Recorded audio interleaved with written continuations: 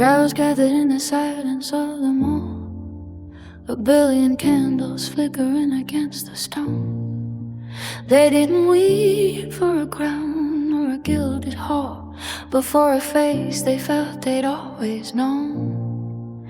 The photo shots ran dry by early afternoon, as the city wrapped itself in velvet black, a heavy sense that she had gone too soon, leaving footprints that the tide won't take back. Now the ink flows heavy in the library aisles, shelves bending under the weight of her name. 1,000 documentaries trace those fleeting smiles, trying to capture lightning inside a frame. 2 decades passed like a long winter breath since the tunnel took the light from the air. But time is a liar when it speaks of death, for the imprint of her hands is everywhere. She stepped across the line that they had drawn and turned the ancient gears toward the sun. A new kind of majesty began to dawn when the walls fell down one by one. She didn't need the scepter or the throne to reach the places where the shadows grow, a legacy not built of cold cut stone, but in the sea she chose to sow. The palace gates fell tall and far away, until she brought the world inside the earth. She stripped the starch from a formal display and dropped the heavy burden of the guard. Now the lineage breathes a different breeze, more human than the portraits on the wall.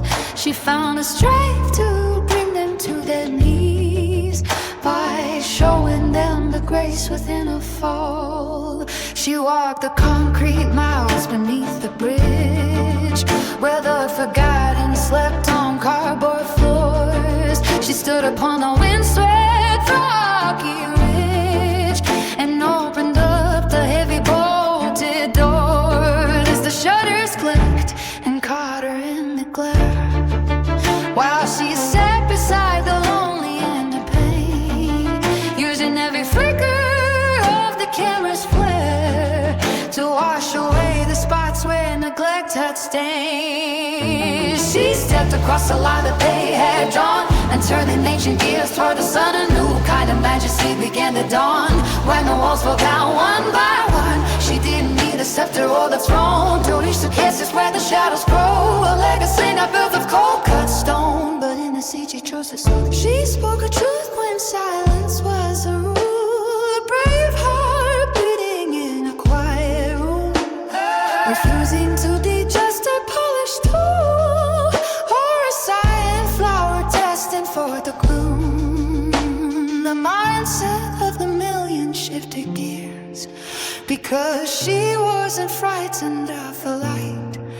She traded on her safety on her fears to make the heavy world feel somewhat bright. She stepped across the line that they had drawn and turned the ancient gears toward the sun. A new kind of majesty began to dawn when the walls fell down one by one. She didn't need the scepter or the throne to reach the places where the shadows grow, a legacy not built of cold cut stone, but in the sea she chose to sow.